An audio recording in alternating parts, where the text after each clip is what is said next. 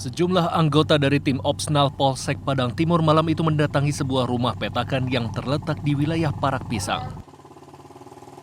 Mereka mencari seorang pria bernama Tony.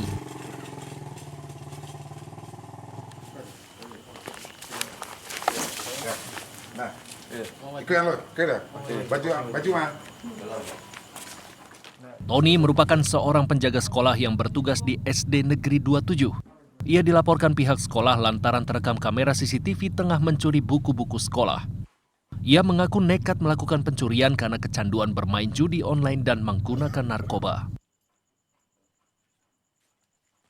Adanya laporan dari Kepala Sekolah SD 27 Sawan, Kecamatan Padang Timur, pada tanggal 8 Juni 2024. Mengambil ratusan buku pelajaran sekolah karena kecanduan dari judi game online.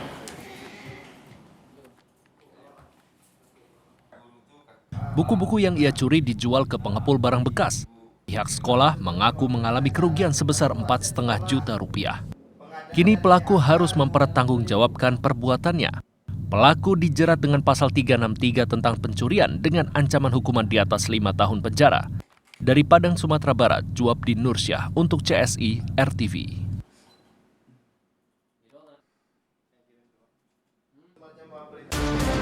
TKP 8787 Lombok Pati.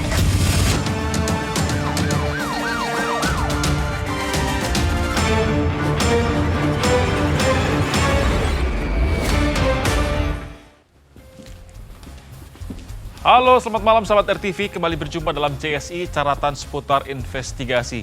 Brigadir Putu, kita punya informasi apa saja untuk malam ini? Ya, Ezra dan sahabat RTV, selain informasi mengenai penjaga sekolah yang nekat mencuri buku demi judi online tadi, kami juga ada informasi terkait penemuan jenazah yang dicor di kolam ikan di Palembang, Sumatera Selatan.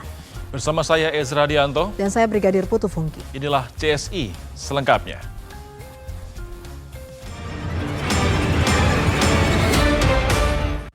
Seorang wanita di Probolinggo, Jawa Timur menyamar sebagai jaksa dan menipu sejumlah orang. Pelaku mengiming-imingi korbannya untuk bekerja di kantor kejaksaan dan pengadilan negeri setempat tanpa melalui tes. Bu, info dari sini. Infonya dari sini.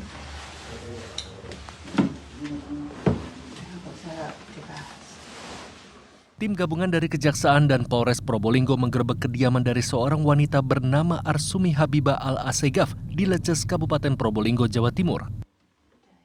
Dari kamar pelaku, petugas menemukan seragam Kejaksaan Negeri Kabupaten Probolinggo serta beberapa atribut lainnya.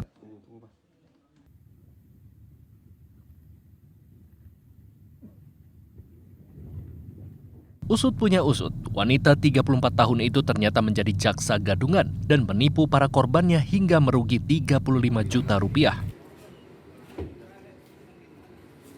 Ia beraksi sendiri dengan memakai sejumlah atribut lengkap. Di mana hari ini belum kita temukan ada indikasi bekerja sama dengan orang lain. Untuk atribut-atribut ini diperoleh dari online shop ya. Selama 2 bulan, sudah berjalan 2 bulan dengan 3 korban dan tidak menutup kemungkinan ada korban-korban yang lain. Korban dijanjikan untuk bekerja menjadi pegawai di kantor kejaksaan tanpa melalui jalur tes. Salah satu korban mengaku diberikan posisi sebagai intelijen lapangan. Kalau saya pribadi 7.300.000. Itu langsung dapat apa? Seragam sama KTA. Memang Ibu Arsumi itu bilangnya kita kerja di lapangan. Nah, jadi kita itu keliling-keliling aja. Polisi masih terus melakukan penyidikan atas aksi tipu-tipu yang dilakukan oleh pelaku. Berdasarkan alat bukti yang ditemukan di rumah pelaku, korban diduga berjumlah lebih dari 3 orang. Dari Probolinggo, Jawa Timur, Happy Leila Tuansyah untuk CSI RTV. 18 hari menghilang, seorang petugas koperasi di Kecamatan Sukarami, Palembang ditemukan tewas dan dicor di kolam ikan. Kasus ini terungkap setelah polisi menangkap 1 dari 3 orang pelaku pembunuhan.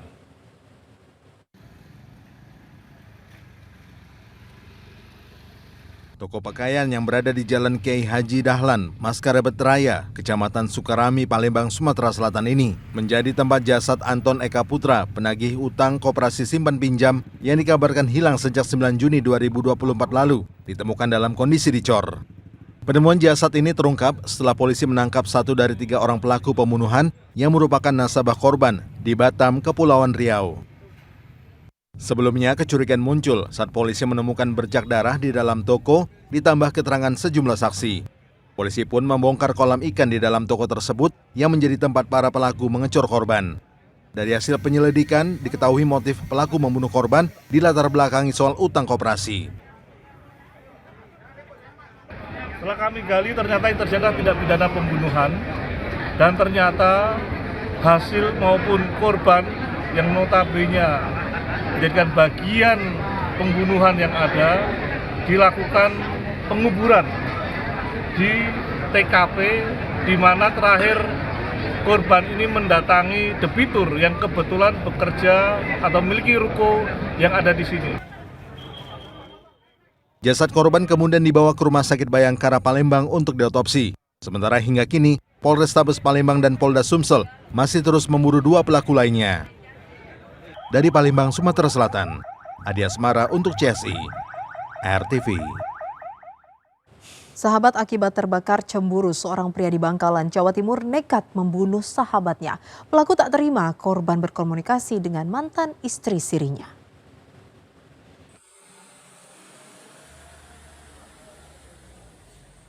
Seorang pria berinisial NR tewas setelah ditusuk sahabatnya di Desa Kelbung, Kecamatan Galis, Kabupaten Bangkalan, Jawa Timur.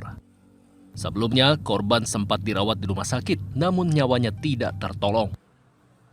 Tidak butuh waktu lama, aparat Polres Bangkalan langsung menangkap pelaku pembunuhan, yaitu YS. Kepada polisi, pelaku mengaku tega membunuh karena cemburu mengetahui mantan istri sirinya berkomunikasi dengan korban. Mantan istri pelaku mengakui berkomunikasi dengan korban, namun terkait pemesanan sebuah produk.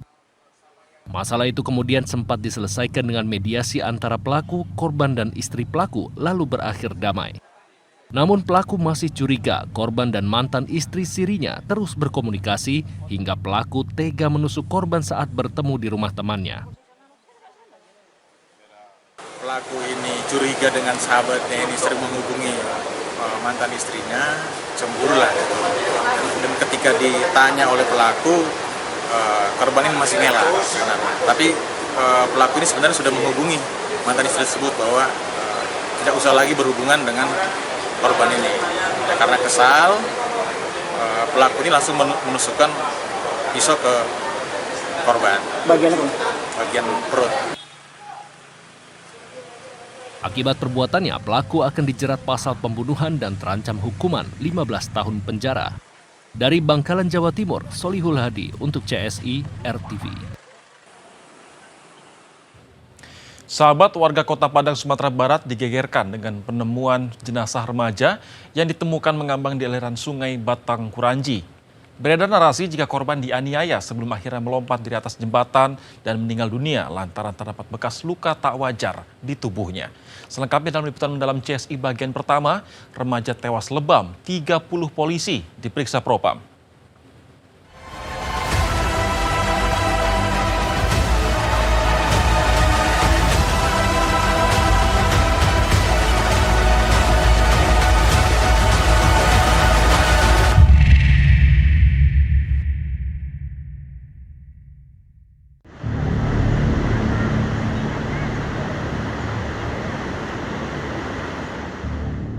Minggu 9 Juni lalu, warga di sekitar aliran sungai Batang Kuranji, Kota Padang digegerkan akan penemuan sesosok jenazah yang berada di bawah jembatan.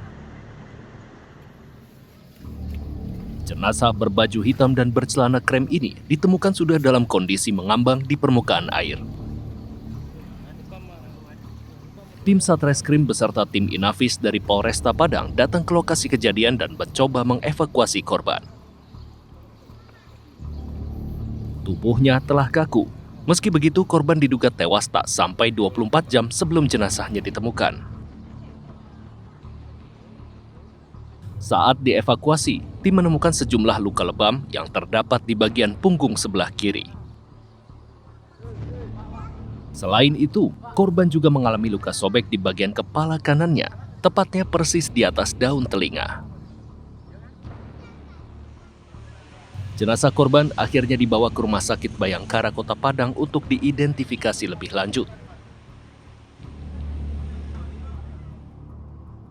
Dari hasil pemeriksaan, terungkap jika korban bernama Afif Maulana, anak dari pasangan Afrinaldi serta Anggun, warga Kecamatan Lubuk Begalung, Kota Padang, Sumatera Barat. Usianya baru 13 tahun saat jenazahnya ditemukan. Afif Maulana diduga meninggal dunia karena menderita patah 6 tulang rusuk. Selain itu, paru-parunya sobek yang pada akhirnya menyebabkan korban diduga kesulitan bernafas.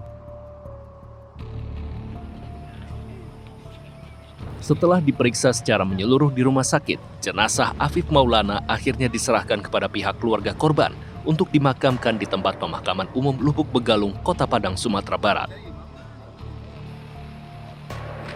Warga desa beramai-ramai mengantar jenazah korban, lantaran selama ini korban dikenal selalu berperilaku baik dan juga berasal dari keluarga yang baik. Tak mengherankan jika ayah dan ibunya sangat terpukul akan kepergian Afif yang diketahui masih berstatus sebagai seorang pelajar di salah satu sekolah menengah pertama di Kota Padang.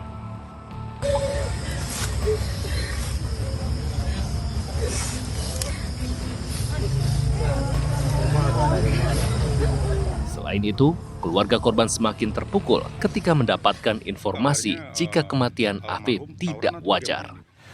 Belum tentu lagi bang tahu renang, belum jelas. Yang saya lihat kondisi anak saya makan ini kayak bekas jatuh, lecet itu sama motor. Cuma yang ini hancur, kayak memar semua.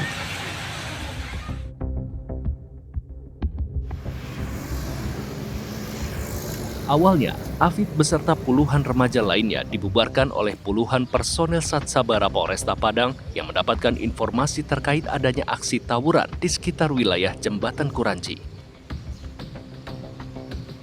Beberapa orang berhasil diamankan. Namun naas bagi Afif, ia diduga sempat mengalami penganiayaan sebelum akhirnya melompat dari atas jembatan dan meninggal dunia. Dan kami juga menemukan beberapa serangkaian modus penyiksaan yang dilakukan terhadap anak-anak lainnya selain korban AM. Ada yang kemudian mereka ditendang langsung, lalu kemudian ada mereka yang dipukul dengan rotan, ada mereka yang kemudian juga disulut dengan rokok gitu. Jadi berbagai metode diduga dilakukan untuk mendapatkan pengakuan dari korban saat itu yang dituduh akan melakukan tawuran gitu.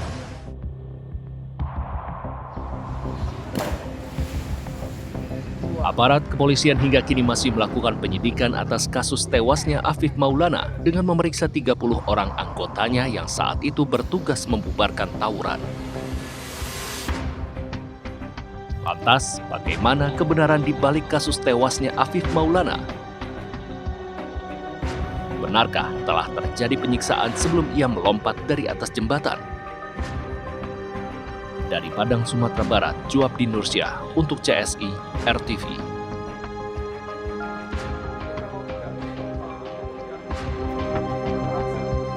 Dengan catatan, andai kata nanti ditemukan novum atau bukti baru yang kemudian ada oknum anggota yang bertindak sesuatu yang tidak sesuai SOP, ya pasti kita juga akan menegakkan hukum anggota kami yang menyimpang dari SOP itu. Setelah buron selama 3 hari, Polresta Tangerang akhirnya menangkap Ketua Pelaksana Konser Lentera Fest yang berakhir ricuh. Jesse akan segera kembali sesaat lagi.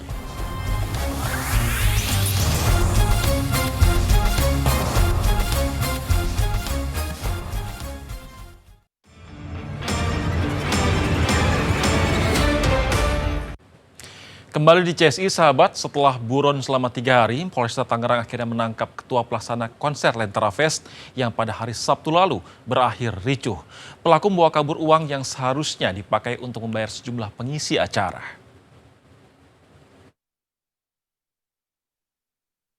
Polresta Tangerang, Banten menangkap MD, ketua panitia konser musik Guyon Waton yang batal digelar hingga berakhir ricuh di lapangan Pasar Kemis, Kabupaten Tangerang akhir pekan lalu. Pelaku berhasil ditangkap di tempat persembunyiannya di kawasan Lebak, Banten setelah sempat buron beberapa hari. Dia sebagai ketua pelaksana, diamankan di daerah Lebak siang tadi. Uang yang dibawa kabur kita sedang akumulasi, sedang dilakukan pemeriksaan sebagai di korban-korbannya untuk mengetahui berapa jumlahnya. Rugi nih, nggak dibayar kabur. Polisi pun telah memeriksa 6 orang saksi, diantaranya panitia acara serta pihak vendor yang menyatakan pelaku melarikan diri sebelum konser dimulai. Sementara sejumlah orang yang mengaku menjadi korban terus berdatangan ke Mapolsek Pasar Kemis untuk membuat laporan. Salah satunya adalah media partner yang mengalami kerugian 12 juta rupiah dari hasil penjualan ratusan tiket konser. Kita di sini itu mempromosikan event tersebut ke komunitas, ke sosial media lah gitu buat ngangkat event ini. Dan juga untuk mempromosikan tiket-tiket yang diperjualbelikan itu. Tiket yang aku jual itu totalannya 105 tiket, 12 juta. Pihak kepolisian berencana akan membuat pos pengaduan untuk para korban yang merasa dirugikan akibat konser tersebut. Sementara para pelaku yang sempat terekam kamera melakukan penjarahan properti panggung saat ini tengah diselidiki identitasnya. Dari Tangerang, Banten, Andrianto untuk CSI RTV. Sahabat, pelanggaran lalu lintas terjadi hampir setiap hari dan kali ini pelanggaran lalu lintas apa yang sudah terekam? Mari kita lihat bersama-sama videonya. Wala ini maju mundur cantik gitu ya. Aduh, tapi kayaknya nggak cantik nih sahabat karena ini sudah melanggar rambu-rambu lalu lintas dengan memasuki jalur busway. Jangan-jangan nih sampai sekarang di taksi masih berusaha maju mundur nih sahabat. Ya, sahabat, perlu sahabat ketahui ya, pada Perda DKI Jakarta nomor 8 tahun 2007 pasal 2 ayat 7 yang berbunyi kendaraan bermotor roda 2 atau lebih dilarang memasuki jalur busway. Selain itu sudah jelas ada rambu-rambu yang terpasang sebelum memasuki jalur busway.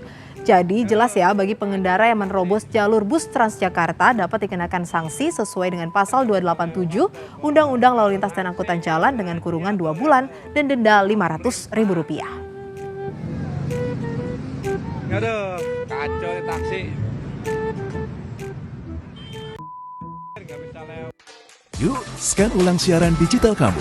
Caranya mudah. Hidupkan set-top box dengan remote-nya. Lalu nyalakan televisi kamu. Setelah itu di menu pengaturan, pilih sistem penerimaan siaran. Selanjutnya, masuk ke program tuning otomatis untuk mencari siaran digital. Dan tunggu sampai prosesnya selesai. Jika siaran digital belum ditemukan, coba ulangi langkah sebelumnya untuk proses scan ulang. Atau pilih manual scan dan masukkan kode UHF sesuai kota masing-masing. Ayo, scan ulang siaran digital kamu sekarang. Jika ada kendala siaran RTV, hubungi semua sosial media atau website RTV. Sahabat, kita tiba di ujung acara, tapi jangan lupa tetap saksikan CSI layar televisi Anda Senin hingga Jumat pukul 00 waktu Indonesia Barat. Saya Ezra Dianto. Dan saya Brigadir Putu Fungki. Hati-hati, kejahatan akan senantiasa meninggalkan jejak dan pasti akan terungkap. Sampai jumpa.